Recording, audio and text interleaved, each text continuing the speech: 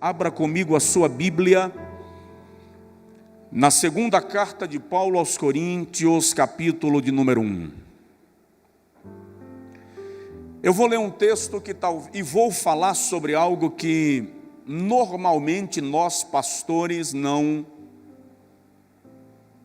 mexemos. Eu quero falar sobre pastor também é alma. Pastor também é alma. Dá um toque no vizinho aí do lado e fala com ele: você também é alma.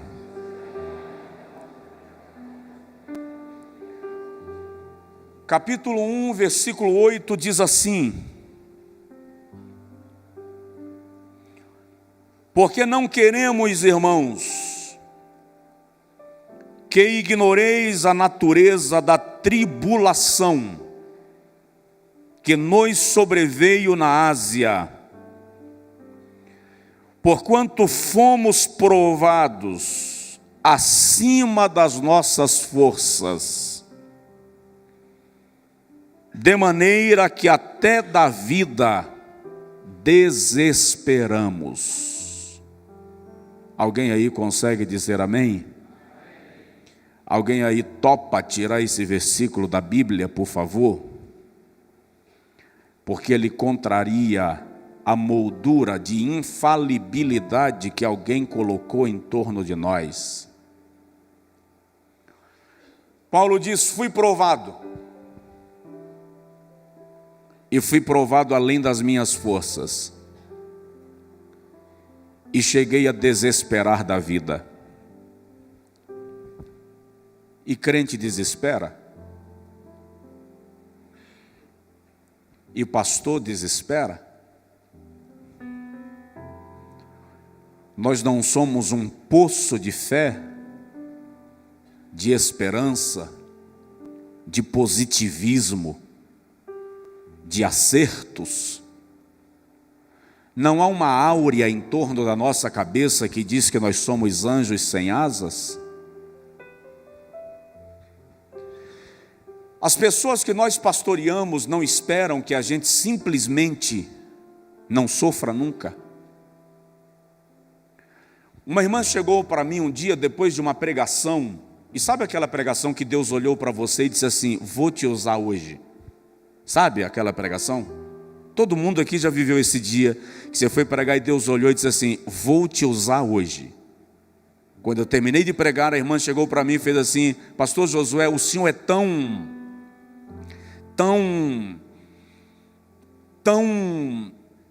olha, eu acho que o senhor não sente nem sede.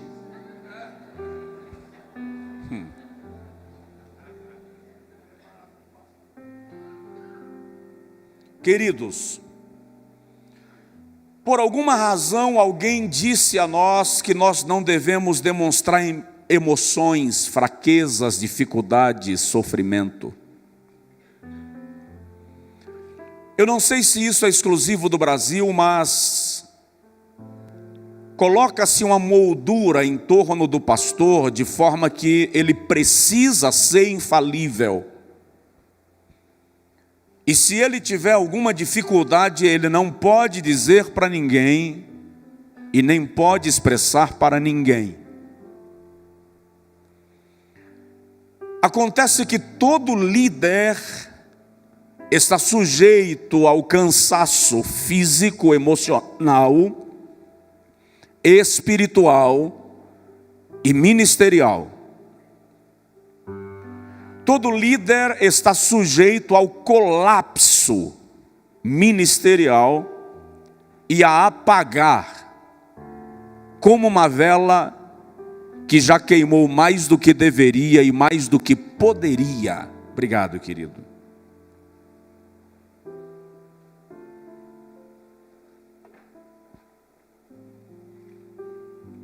Eu fui pregar no estado do Piauí um tempo atrás, e resolvi ir de carro e levei o meu filho comigo. E quando terminei de ministrar na manhã de uma sexta-feira, voltamos para casa depois do almoço. E por volta das 10 da noite, passando em um dos estados do Nordeste, de uma maneira muito estranha, A neblina tomou conta da rodovia e eu não conseguia enxergar 15 metros à frente do carro.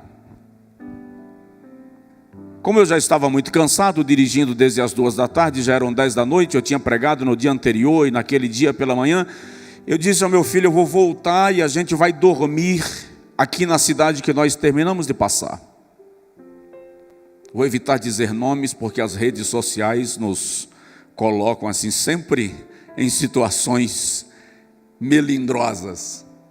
Eu voltei para aquela cidade e na praça, quando eu procurei uma pizzaria para comer alguma coisa, encontrei um irmão que me reconheceu e me levou para a casa do pastor da igreja. E em vez de comer a pizza na praça, o pastor preparou um jantar, a esposa do pastor preparou um jantar, nós comemos. Meu filho terminou dormindo no sofá da sala. E lá para meia-noite eu conduzi o meu filho para a cama e falei com ele, olha, eu vou dormir que eu estou muito cansado. E a esposa dele já foi se recolhendo e quando eu estava entrando no quarto ele falou comigo assim, você não vai dormir antes de conversar comigo, porque foi Deus quem fez você parar aqui. Eu, tudo bem. Ele me levou na garagem da casa dele e me mostrou uma corda enrolada. E ele disse, eu planejei o meu suicídio para esta madrugada.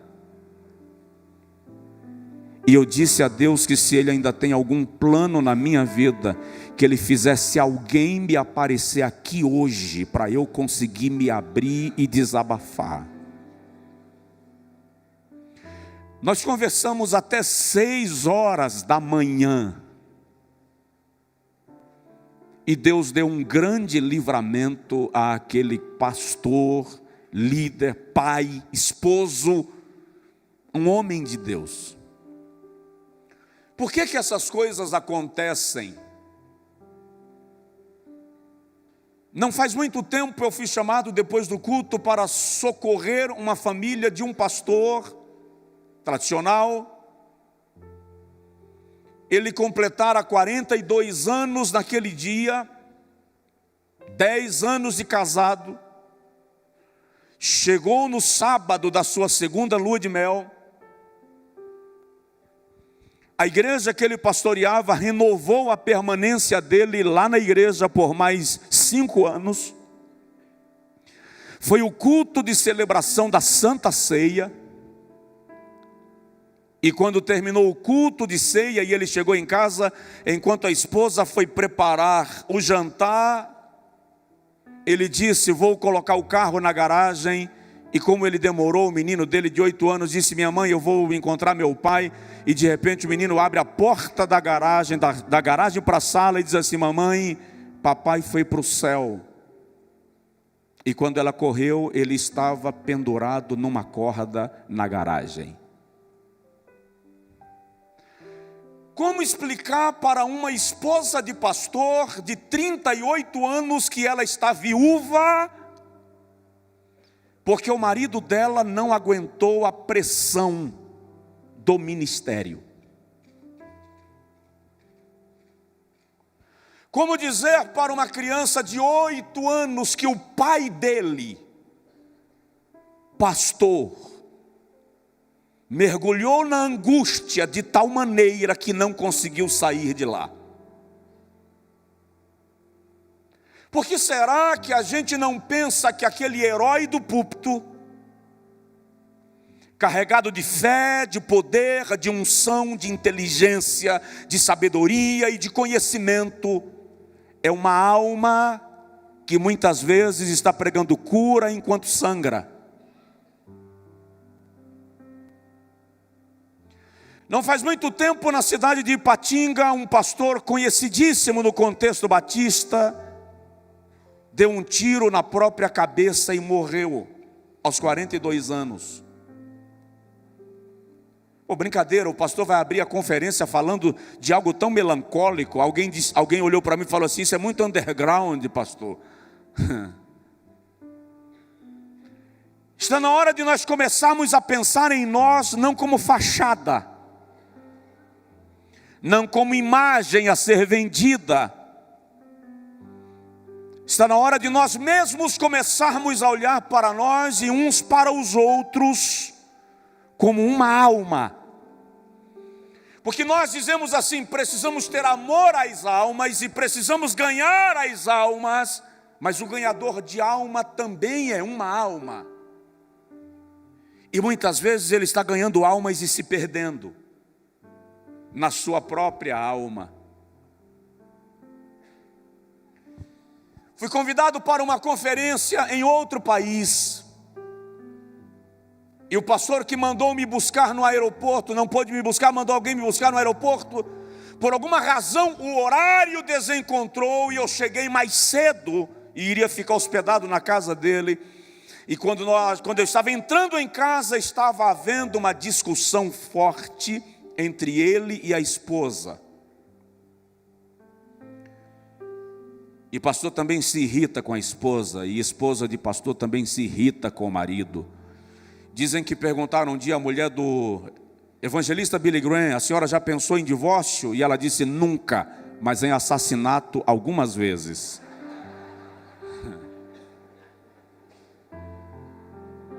Então a mulher do pastor também se irrita, pastor também é chato. Sim ou não?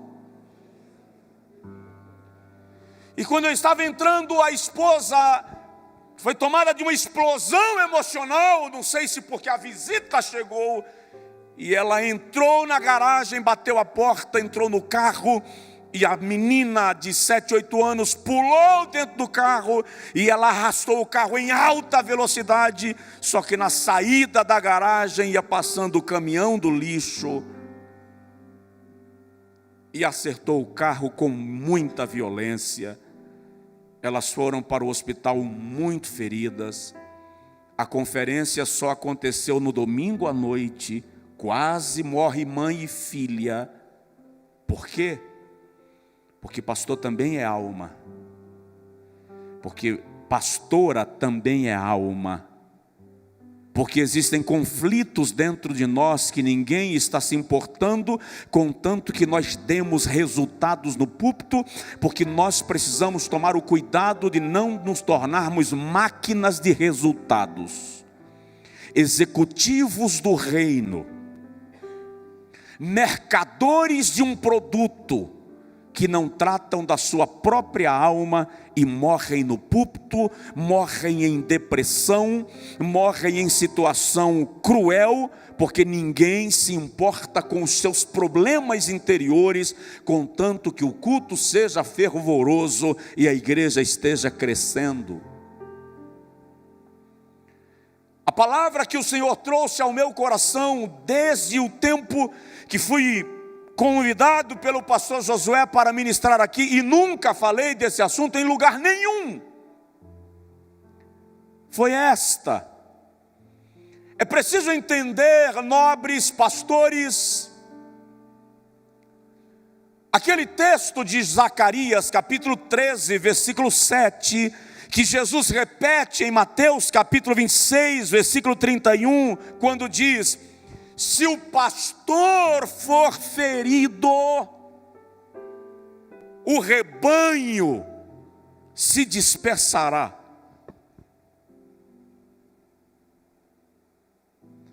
Entender que dentro de nós é uma alma é perceber que os nossos sucessos e fracassos estão relacionados com a nossa alma.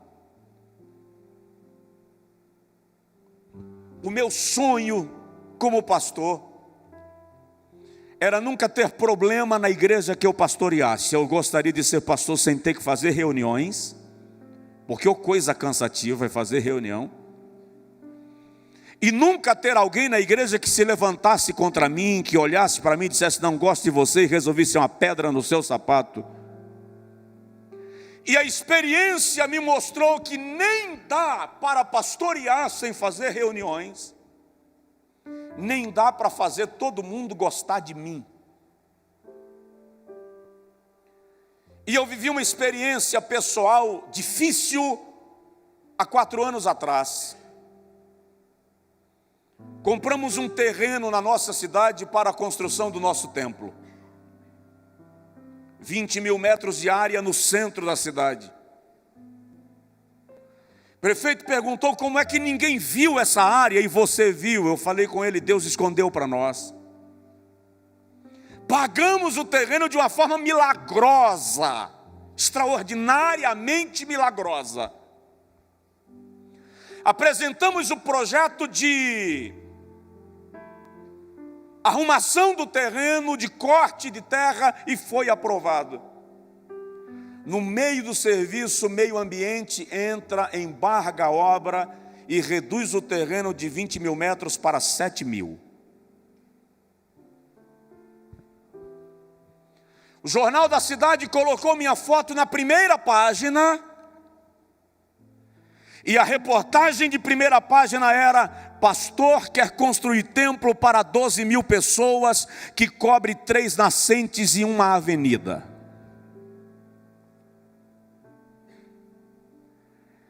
Naquele dia o meu corpo inchou, literalmente inchou. O meu corpo queimava, que eu não consegui deixar roupa sobre mim.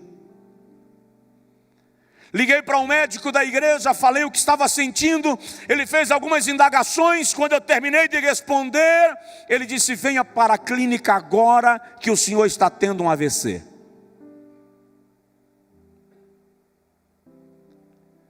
Deus abriu um caminho. Surgiu um terreno extremamente melhor, de um valor comercial 5 vezes maior. E por causa de um embargo da obra daquele proprietário, ele aceitou trocar no nosso, porque o nosso terreno servia para ele e o dele servia para nós. Deus criou uma saída extraordinária. Mas como você convencer 3 mil pessoas que colocaram o coração naquele primeiro, de que o segundo é melhor? Como é que explica isso para eles? Eu apresentei painel, eu fiz projeto, eu pedi avaliação de 4 corretores neutros para provar que o novo terreno era muito melhor do que o primeiro. Chamei alguém de consultoria de marketing para mostrar que a visibilidade do segundo terreno era muito melhor do que a visibilidade do primeiro. Mas pessoas saíram da igreja. Pessoas se chatearam porque nós perdemos 3 milhões. Nós não perdemos 3, nós ganhamos 7, mas elas não conseguiam entender isso. Foram embora, comentário na cidade, chateação. Eu entrei num nível de colapso emocional tão grande que um dia no gabinete eu dei uma crise de choro. Chamei o vice-presidente da igreja e disse para ele: assume a igreja, eu não pastoreio mais. Eu vou embora e vou desenvolver conferências, vou voltar a pregar, eu não preciso disso. E ele chamou a diretoria da igreja, e o pessoal: calma, pastor, tranquiliza, sai um pouco, sai de cena, vai descansar. Naquele dia revoltado, eu saindo da igreja para casa, o telefone toca, um pastor de New Hampshire, nos Estados Unidos. Ele disse: olha, Deus mandou eu reservar um hotel fazenda para você descansar, e eu comprei passagem para você vir passar uma semana aqui. Eu disse: não vou.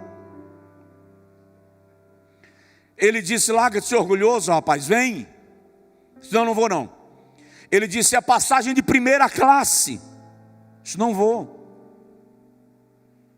Quando ele desligou, eu parei e disse: rapaz, passagem de primeira classe para os Estados Unidos, no hotel fazenda, na situação que eu estou, Deus está me dando um livramento, eu vou descansar. Viajamos.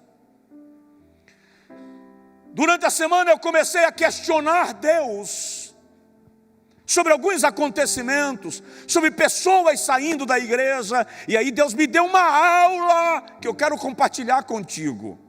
E aquela aula me livrou da depressão. Porque o Senhor, enquanto eu encaminhava ao lado do largo, o Senhor falou comigo assim: você pensa que você é o quê? E eu falei com Deus: como assim? O que você faz? Quem você é? Eu disse: pastor de uma igreja. E o Senhor disse: não, você é um motorista de ônibus coletivo.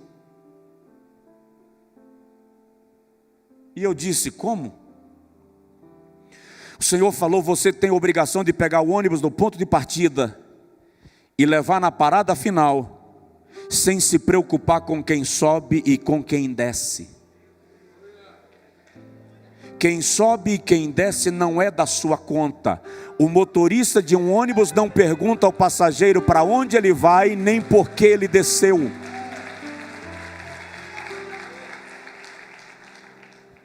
O Senhor me disse: quando um passageiro quer descer, ele aperta um botão, a luz acende, o motorista para e não pergunta por que você vai descer.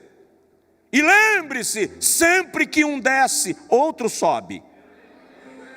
Sua obrigação é fazer o ônibus chegar no ponto final sem acidente. Nós entramos em depressão quando alguém vai, sim ou não? Você trabalha um novo membro, discipula ele, treina ele, faz dele um obreiro. Quando ele está bom, você diz assim: agora posso usar. Vou colocar numa filial, numa igreja, num departamento, na função X. Ele chega para você e faz assim: pastor, eu senti de Deus.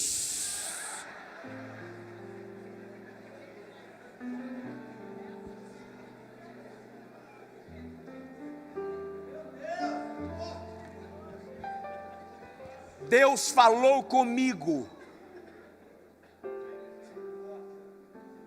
E aí a gente entra em colapso, e Deus me ensinou: não peça para que fique com você aquele que já decidiu ir.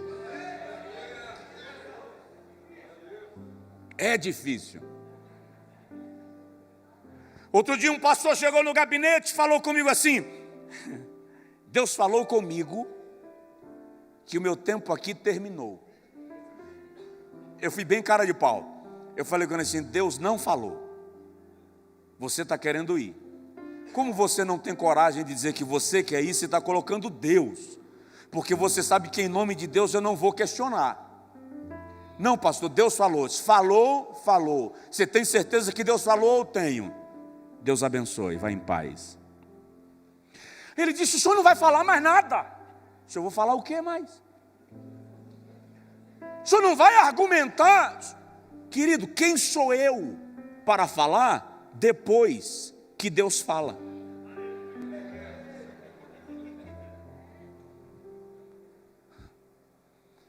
Se nós não entendermos esses entranhamentos emocionais, nós seremos traídos por nós mesmos em nosso ministério. O Dr. George Caleb Moore escreveu algo interessante que eu transcrevi aqui para compartilhar contigo. Ele diz que o pastor tem que ter a força de um boi, a tenacidade de um cão de caça, a audácia de um leão, a paciência de um asnim, a adaptabilidade de um camaleão, a visão de uma águia, as melodias de um roxinol, a mansidão de um cordeiro, a pele de um rinoceronte, a disposição de um anjo, a lealdade de um apóstolo, a fidelidade de um profeta, a ternura de um pastor de ovelhas, a abnegação de uma mãe e o fervor de um evangelista. Sinceramente, no final das contas, este não sou eu.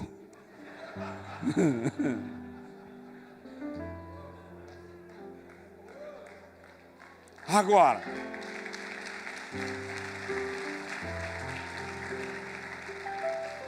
outro dia, 3h da manhã, me telefona um pregador de renome, e ele chorava ao telefone. Na verdade, ele urrava ao telefone. E eu deixei ele chorar bastante enquanto eu ouvia. E de repente eu perguntei para ele: o que você tem? E ele disse: eu estou possesso. Se a gente repreende demônio pelo telefone.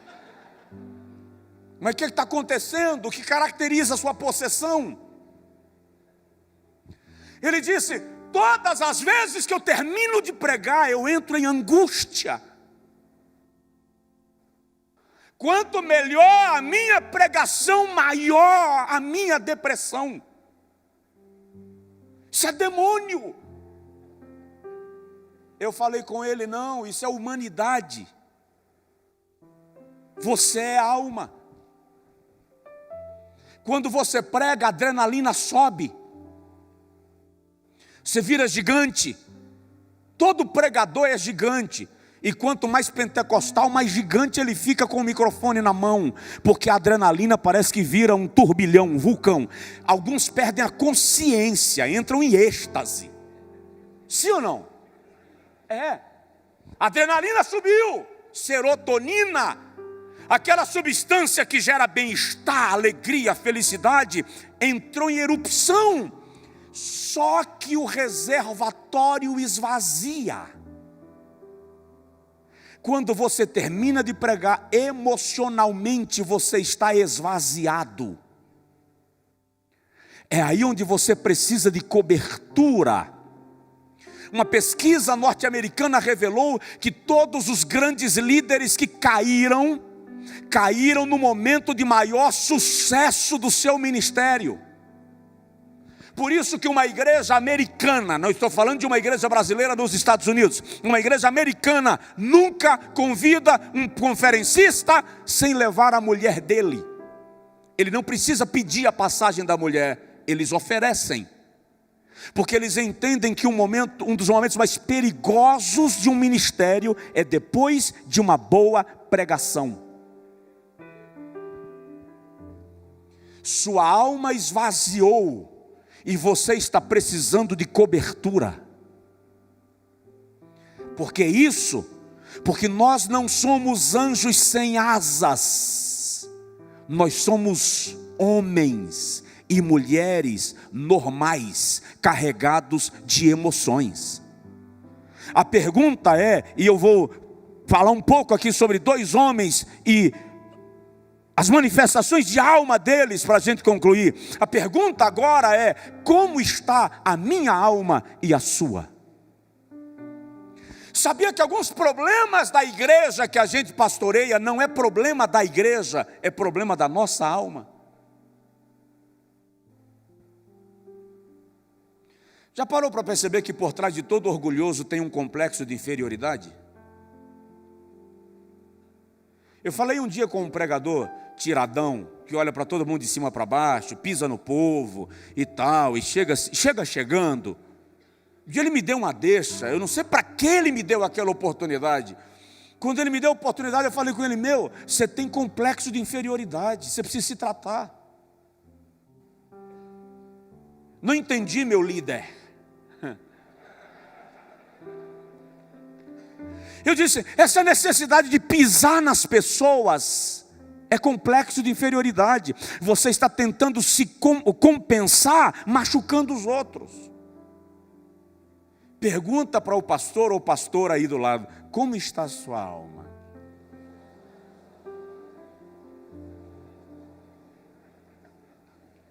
Deixa eu falar um pouco de Elias. Elias é o único homem na Bíblia de quem faz questão de dizer homem comum, semelhante a nós. Parece que diante da grandeza de Elias, o Espírito Santo faz questão de lembrar que Elias é apenas um homem. Diga comigo, eu sou um homem ou mulher de Deus. Diga comigo, homem de Deus, mais homem. É isso que a gente esquece. Homem de Deus, mas homem. Elias vive lá na região de Gileade, nas montanhas áridas e desertas de Gileade, solitário. Ele confia nas promessas de Deus para Israel. De longe, Elias está vendo Jezabel esfoliando o povo de Israel e matando os profetas do Senhor. Parece que Elias está naquela situação dizendo, deixa o mundo se acabar e eu não vou me envolver nesse problema de Israel. Espiritualidade é uma questão individual, então cada um que se vire.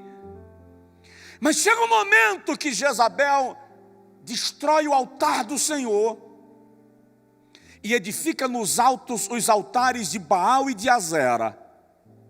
Azera era a divindade feminina correspondente a Baal, conhecida como a deusa da fertilidade e da vida. Baal é o deus da agricultura e dos montes. Elias acha aquilo um absurdo e ele entra em cena. Elias entra em cena no pior momento espiritual de Israel depois da saída do Egito. Aquele é o pior momento espiritual de Israel. É ainda pior que o momento de Saul. E quando Elias entra em cena, ele diz assim: segundo a minha palavra. Segundo a palavra de quem? Minha. Não haverá chuva sobre a terra por 3 anos e meio. Presta atenção. Olha o nível de autoridade do profeta. A minha palavra determina que o céu fique cerrado 3 anos e meio. E Jeová chancelou. Não choveu. 3 anos e meio sem chuva por causa da palavra do profeta. Esse é o primeiro ato profético de Elias em relação a Israel. Queridão, lá na cidade onde o senhor pastoreia, imagina aí, o senhor chega na praça da cidade, com o prefeito lá, os secretários, diz assim: segundo a minha palavra, o céu estará cerrado e Jeová honra. O que é que você espera?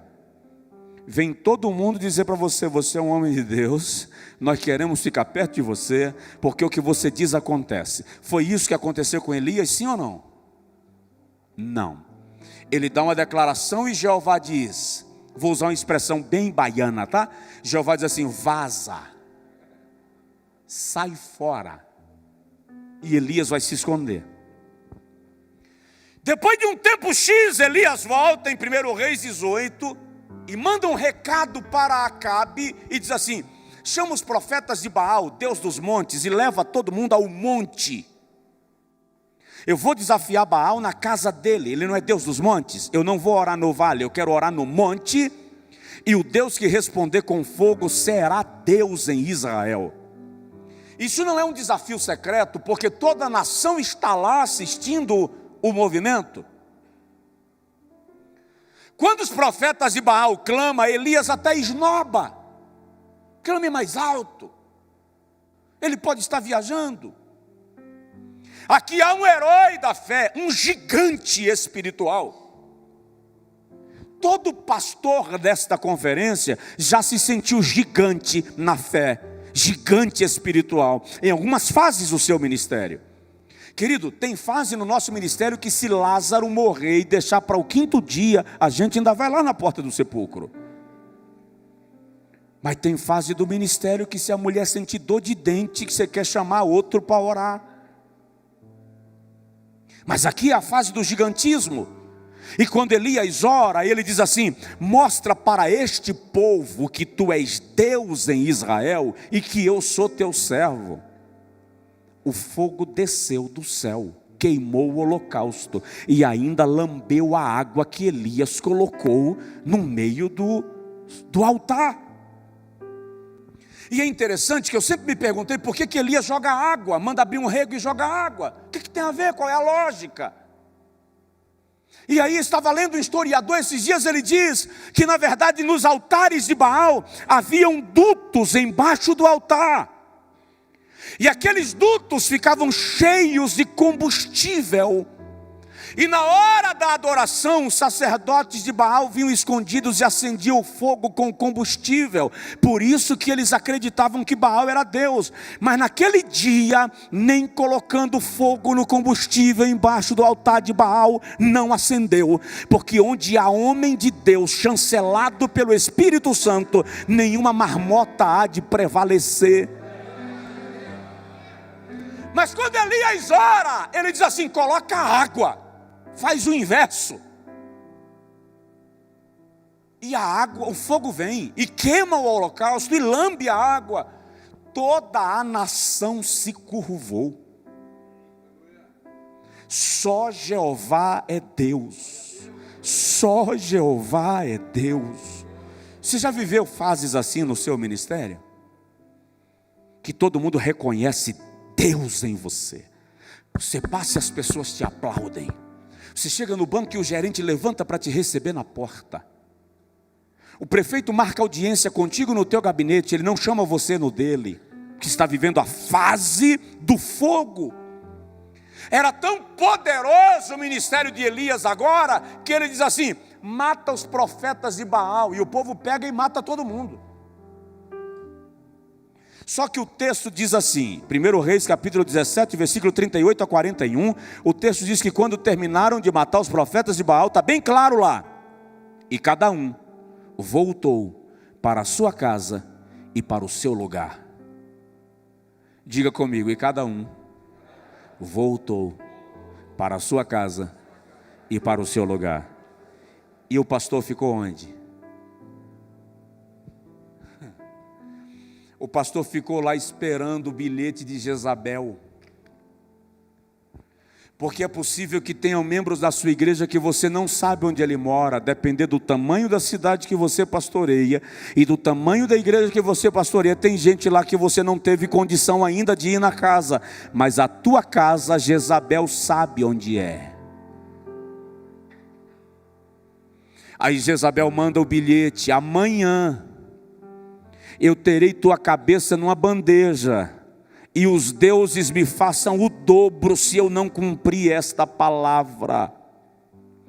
Aqui começa a revelação da alma de Elias. Não é mais o gigante, agora é o pastor alma, que não está sendo aplaudido pela multidão. Agora é o pastor alma, que não está sendo reconhecido pela multidão. Ele foge para o deserto, sozinho. Porque o pastor alma, quando é visitado pela depressão, quer se esconder. Por quê? Porque ele não está em condição de aparecer no púlpito e oferecer o espetáculo de ontem. É isso que nós temos que ter cuidado, para que a nossa pregação não se transforme apenas num show, ou não seja um show que esconde a alma que nós temos. Elias vai para o deserto, deita debaixo de um zimbro. Oh, gente, zimbro não faz sombra. Quando você está em depressão, até zimbro serve. E deitado, o anjo lhe aparece, lhe acorda e diz: come. Ele levanta, come e bebe e dorme de novo. Alma. O anjo acorda a segunda vez e ele come. E a Bíblia diz que com a força daquela comida ele caminhou 40 dias e 40 noites. Melhorou, ficou fervoroso, o ministério voltou de vento em popa. Não. Elias entra numa caverna. Quando chega na caverna, ele tira a roupa de profeta e diz: chega. Eu não sou melhor do que meus pais. Eu vou fazer uma pergunta que não requer resposta.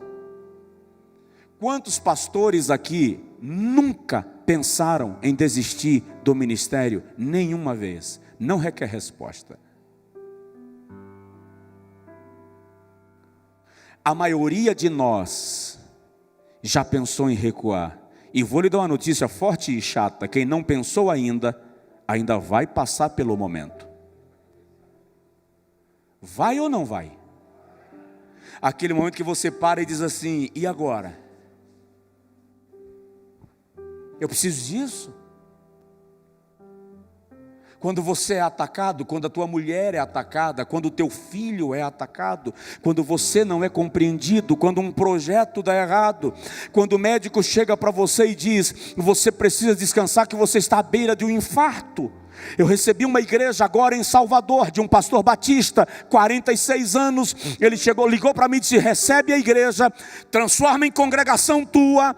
Eu não posso pastorear mais, eu sofri um infarto e o médico disse que eu vou morrer.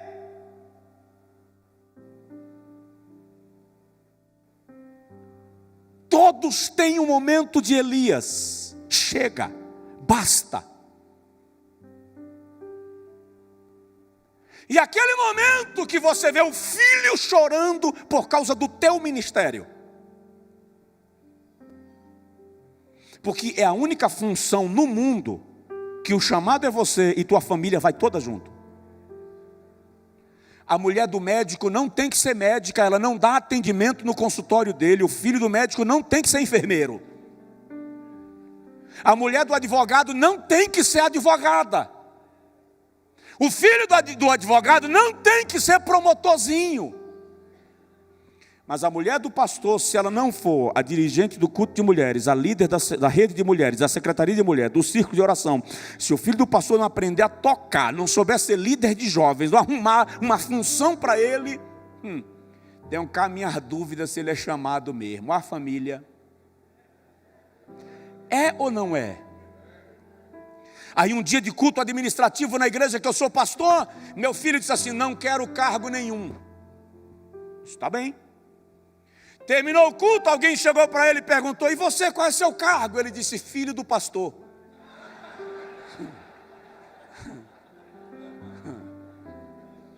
Eu perguntei para ele: como assim?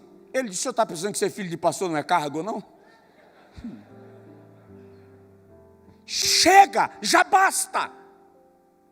Elias entra na caverna e se esconde. E preste atenção: se o próprio Deus não tivesse vindo visitá-lo, ele não teria saído de lá. Porque ele não sai para ver o fogo, ele não sai para ver terremoto, ele não sai para ver saraiva. Ele só sai quando uma voz brada na entrada da caverna e diz: que fazes aqui, Elias? Tem muitos pastores que estão entrando na caverna da angústia, da depressão.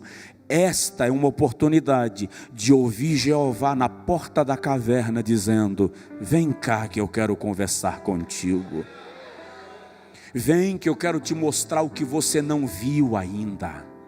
Vem porque eu reservei 7.000 joelhos que não se dobraram. Vem porque eu já providenciei sucessor para o teu ministério. Vem porque seu ministério até agora estava detido a Israel, mas eu te quero ungindo o rei de Judá e o rei da Síria.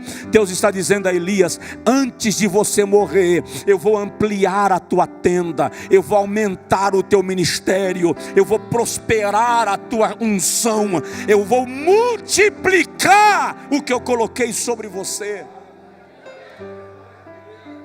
Mas o fato é que Elias é alma, e há um momento que ele precisa se esconder.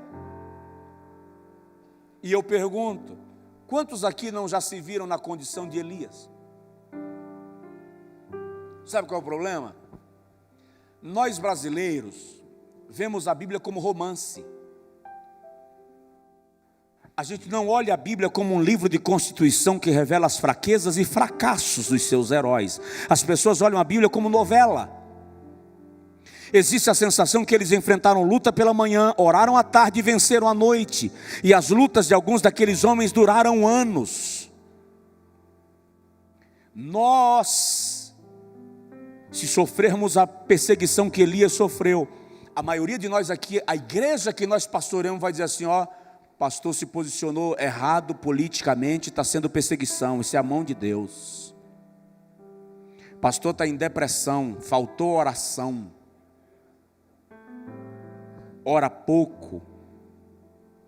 Conheço pastores com esposa em depressão, conheço pastores com filhos em depressão, porque é preciso pastorear. Outro dia eu fui mudar um obreiro de uma filial para outra filial, e ele, trazendo para a sede, ele disse: eu não posso, pastor, eu não aceito ir congregar na sede. Eu disse: qual é o problema?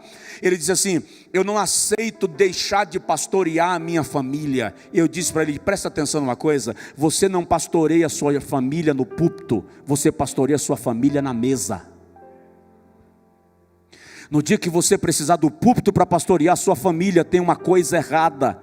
Sua família é pastoreada em casa para você conseguir pastorear a igreja na igreja. Caso contrário, não funciona. Dá um toque no vizinho e fala com ele: não fica na caverna.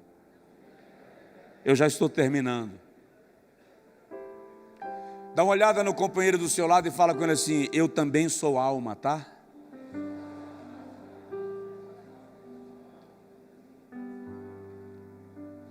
Deixa eu falar de um outro camarada pouco conhecido, e em 10 minutos paro e oro contigo. Ministro de louvor no templo de Jerusalém nos dias de Davi, pastor Asaf. Asaf surge no cenário de Israel num momento ruim. Salmo 73 escreve a experiência dele. O reinado de Saul levou Israel a um nível espiritual baixíssimo. O interesse por Deus havia se perdido. Quando Davi assume o trono, a primeira coisa que Davi faz é buscar a arca que estava em Kiriat Jearim e trazer para Jerusalém. Por quê? Porque Davi decide não reinar sem a presença de Deus. Pastor Josué Gonçalves leu um versículo aqui há pouco que eu considero um dos versículos mais tristes da Bíblia. Sansão se levantou para ir contra os filisteus porque não sabia, não havia percebido, diz algumas versões, que o Espírito do Senhor já não era mais com ele. É triste quando um pastor não percebe que o Espírito Santo já se afastou. Prega no automático. O culto foi aprendido, então tudo está funcionando, porque as engrenagens estão funcionando, mas o Espírito Santo não está mais lá. Saul viveu isso. Israel se torna uma tragédia espiritual por causa de Saul. Quando Davi assume o trono, ele vai buscar a arca, porque diz: a presença de Deus tem que estar aqui comigo. Meu amado pastor, meu amado companheiro, não queira pastorear um dia sem a presença de Deus.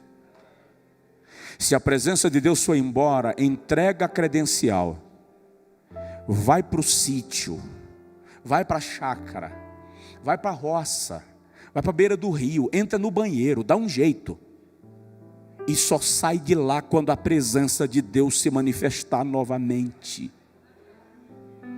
Moisés diz para Deus: se a tua presença não for comigo, eu não saio daqui. Davi quer a presença no templo, Davi quer a presença de Deus em Jerusalém, e traz a arca. E quando ele traz a arca, o primeiro livro das Crônicas, capítulo 15, versículo 16 e 17, vai mostrar para nós que Davi organiza o culto em Jerusalém e estabelece os líderes de louvor, e lá está Asaf, descendente de Merari, da equipe dos meraritas que cuidavam das coisas sagradas do santuário. Asaf é crente, é um homem de Deus. Os salmos de Asaf eram cantados no culto em Jerusalém. E imagina Asaf caminhando nas ruas de Jerusalém e de repente encontra uma criança brincando, pulando e cantando um hino que ele ensinou no culto de ontem à noite. Asaf é um ministro bem sucedido. Mas o Salmo 73 começa a mostrar quando Asaf diz assim: eu me atentei para a prosperidade dos ímpios, e os meus pés quase deslizaram. E Asaf diz assim: e eu pensei que é inútil se santificar ao Senhor. Olha para mim, por favor. Quantas vezes nós olhamos para alguém que prospera da maneira mais engenhosa possível, usando jeitinho de manipulação, mentindo, enganando as pessoas, e o ministério, aí você diz assim: Senhor, eu estou mantendo minha vida em santidade, eu oro, eu me santifico, e meu ministério não cresce assim. E você começa a se sentir desestimulado por perceber que fulano está crescendo da maneira que vive e você não está crescendo, não obstante a santidade. Essa é a questão de Asaf. A causa ou a crise de Asaf, ele diz no Salmo 73, versículo 2, os meus pés quase resvalaram. A causa da crise, eu estava olhando para a prosperidade dos ímpios. Isso está no capítulo 73, versículo de número 5. E aí no versículo de número 21 e 22, ele diz assim: e o meu coração azedou. O meu coração amargou. Quantos de nós pastoreando com o coração amargo? Quantos de nós pastoreando com o coração azedado? Quantos de nós que só temos mensagens agressivas para a igreja e nós dizemos assim: Deus está exortando a igreja, quando na verdade somos nós que estamos azedados pelas angústias. Confundimos exortação com brutalidade, grosseria, deseducação e machucamos as pessoas. A criança passou correndo, o pregador está tão azedo que ele não consegue esperar a mãe passar, ele dá uma bronca na mãe na frente da igreja. Não estou falando de culto desorganizado, que eu tenho dificuldade de lidar com isso. Eu estou falando de o pastor não estar azedo ao ponto de expor os outros por causa do seu azedamento. Às vezes o pastor dá uma bronca na própria esposa, na frente de todo mundo, porque ele está azedado. Às vezes ele precisa brigar com o obreiro, porque ele tem que mostrar a sua autoridade ao microfone. E nós não conseguimos entender que a autoridade não está no microfone. A autoridade é representada não pelo que eu grito aqui, mas pelo que os meus liderados reconhecem no olhar, num gesto, num toque. Reconhecem por causa daquilo que já funciona. Um coração azedo na igreja é um problema. Uma das coisas que eu aprendi foi: evite pregar no dia que você está fatigado, ainda que você seja o melhor pregador do planeta. Porque quando você está cansado, você fica intolerante. O coração azedou. E Asaf chega a dizer, no versículo de número 21 e 22, Asaf diz que ele chegava no templo depois de todo mundo, para ele não encontrar ninguém na entrada da igreja. E saía antes do culto terminar, para ele não ter que saudar ninguém. Ele estava tão mal que ele evita conversar com as pessoas. Versículo 15. Ele evita se comunicar com os outros, porque ele está desviado. Ele chega a dizer: o meu coração se embruteceu. Não, nós não estamos falando de um Saul da vida. Nós estamos falando de Asaf, o camarada que dirigia o momento de louvor do culto. Por quê? Porque quem canta também é alma. Quem prega também é alma. E uma das coisas que nós precisamos desenvolver é o autoconhecimento. Comece a se conhecer. Comece a se observar. Analise sua alma. Não deixe para cuidar dela quando a depressão fizer de você um transporte. Não deixe para cuidar de sua alma quando a sua mulher estiver num estado depressivo, quando o seu filho disser assim: eu quero qualquer coisa na minha vida, menos uma igreja. Conheço filhos de pastores que querem qualquer coisa, menos uma igreja. É culpa do pastor? Não. Não viemos aqui para falar de culpados. Viemos aqui para falar de necessitados. Nós precisamos cuidar da nossa alma. Alguém tem que nos pastorear. Alguém precisa nos ouvir. Escolhe alguém, liga para alguém. Já saí da Bahia e vim bater em Bragança Paulista, não já? Preciso conversar contigo. Já liguei, pastor Josué disse assim: estou saindo do hotel e indo para o aeroporto. Disse, me ouve. Tá, eu te ouço no carro, não vou poder responder que eu estou com alguém. Tá, a minha situação é essa. Me diz o que fazer, vou orar por você. Não pode dizer nada porque tem gente perto, mas vou orar por você, porque às vezes o que você precisa não é que o outro diga alguma coisa, é apenas que o outro ouça o que você tem a dizer. Só que essa vaidade nossa nos impede de querer revelar uma fraqueza. Nós preferimos revelar uma fraca força do que uma forte fraqueza. Eu prefiro vender a imagem de um cara infalível morrendo, apodrecendo, do que chegar para alguém e dizer: me socorre porque eu estou apodrecendo e vou me perder. E a porta de escape da sua alma pode ser exatamente essa capacidade de sentar com alguém e dizer: me socorre, porque eu estou perto de um colapso.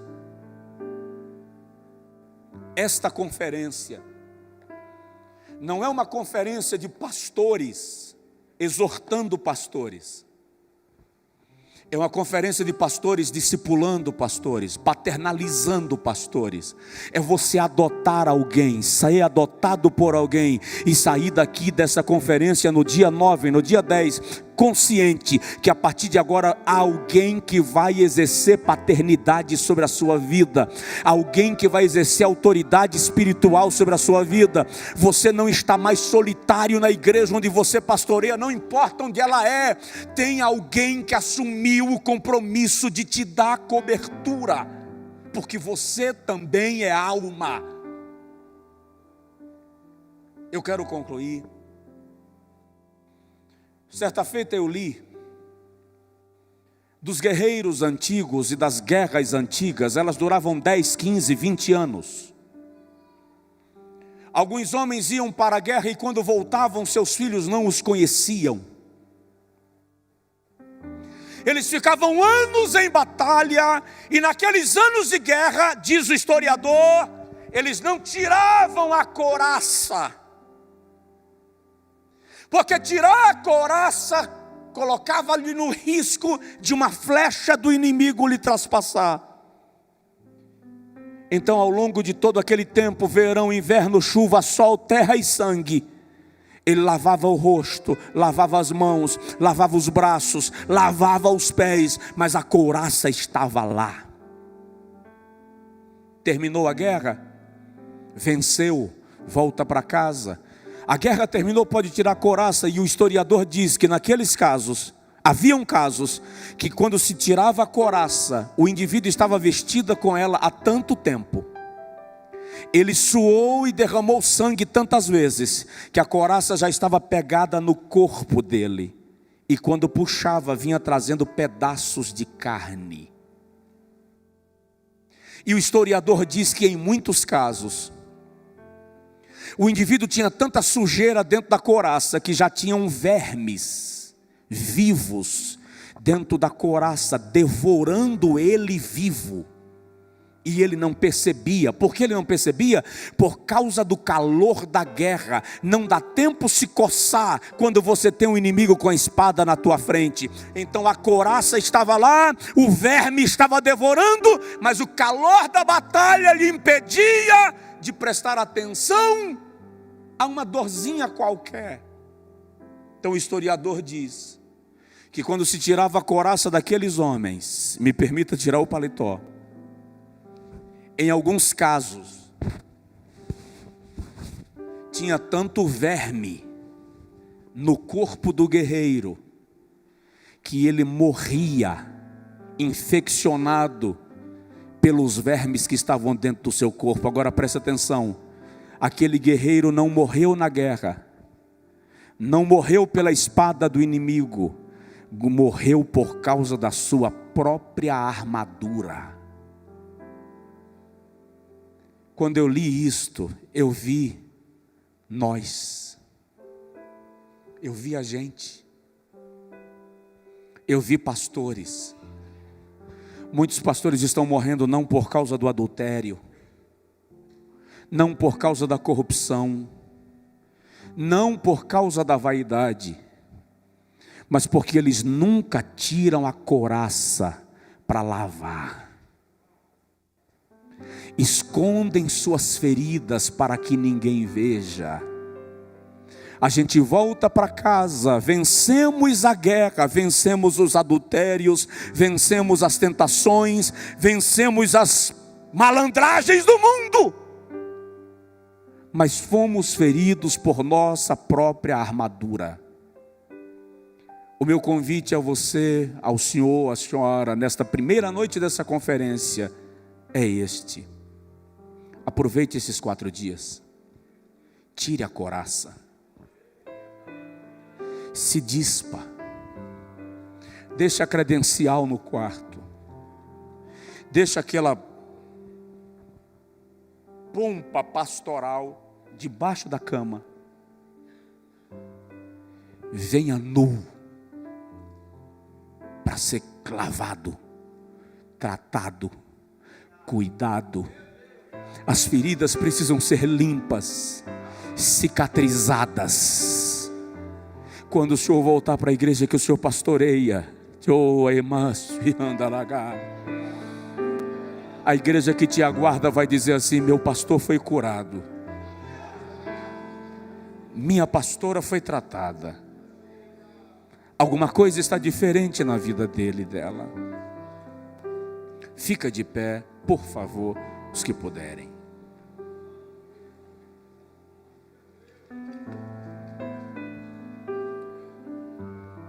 Tira a couraça. Eu gosto de Paulo quando ele diz assim: os meus membros guerreiam dentro de mim.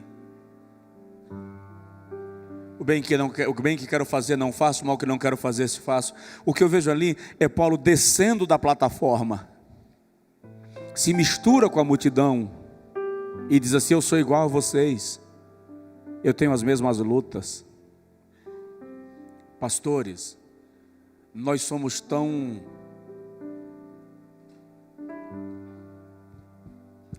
carentes de misericórdia, eu vou usar essa expressão, que quando um dos nossos colegas fracassam, alguns de nós celebram. Isso é a maior prova de que antes daquele fracassar, nós já estávamos fracassados. Porque quando eu celebro o fracasso de um companheiro, eu estou revelando o meu próprio fracasso. Eu vou orar contigo agora.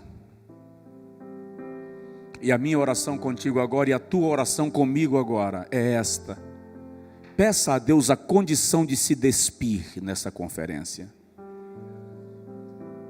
Ok. Peça a Deus a condição de se despir nesta conferência.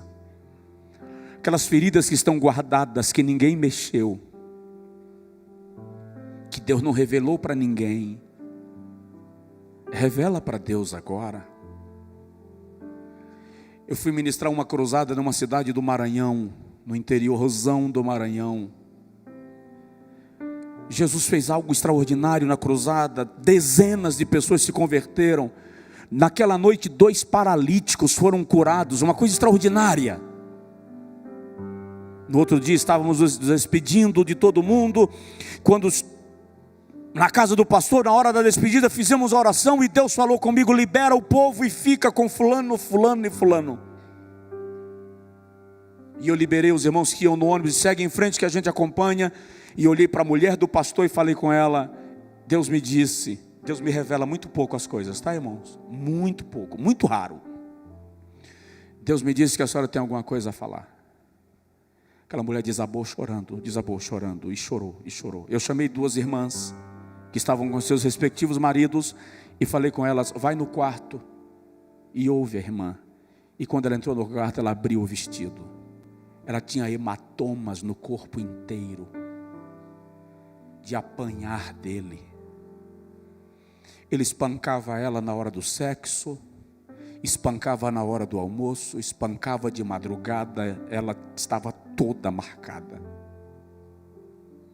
Os gritos daquela senhora se ouviam do quarto na sala. E ela gritava assim: finalmente Deus disse para alguém. Finalmente Deus contou o meu segredo para alguém. E eu olhei para ele e falei: agora fala, o que está acontecendo?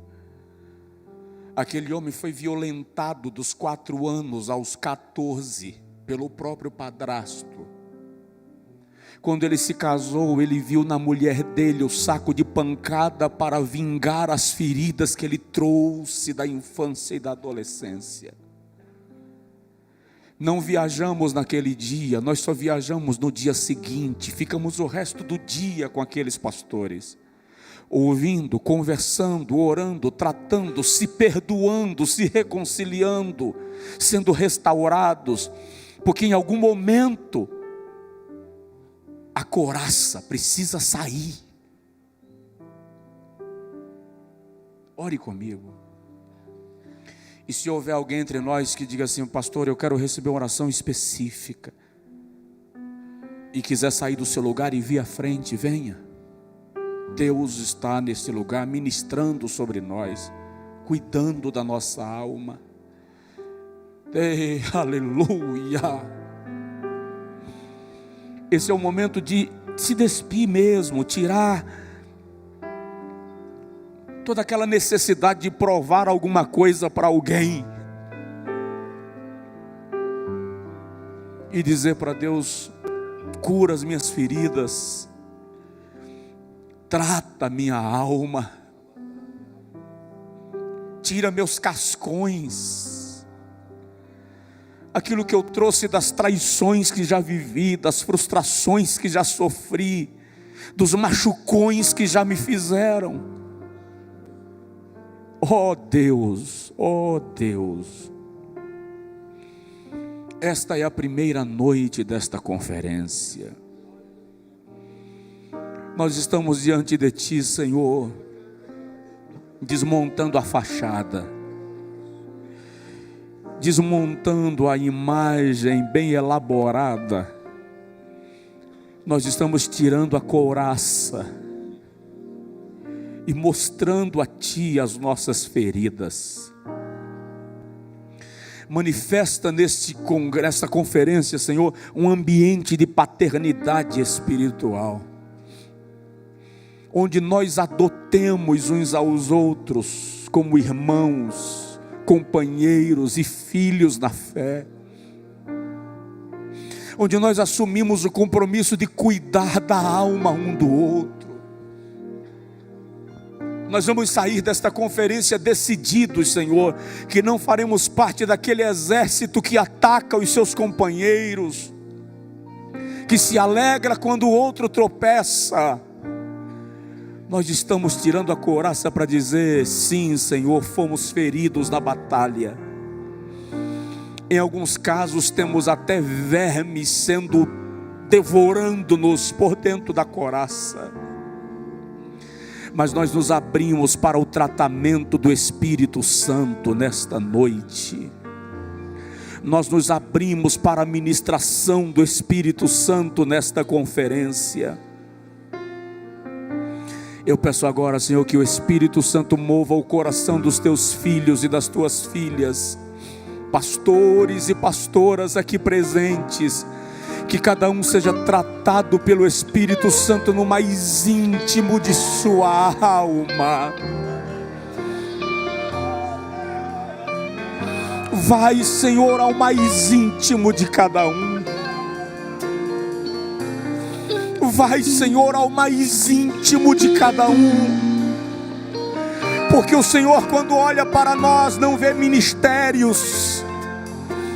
O Senhor, quando olha para nós, não vê o tamanho da igreja que a gente pastoreia. O Senhor, quando olha para nós, vê a nossa alma carente de socorro. Socorre o Teu filho, Senhor. Socorre a Tua filha, Senhor. Socorre nesta conferência. Socorre. Dá o livramento, abre a porta de escape, em nome de Jesus, em nome de Jesus, em nome de Jesus. Se for possível, só coloque a mão no ombro do companheiro que está do seu lado e ministre sobre ele 30 segundos uma palavra de oração. Ore por ele.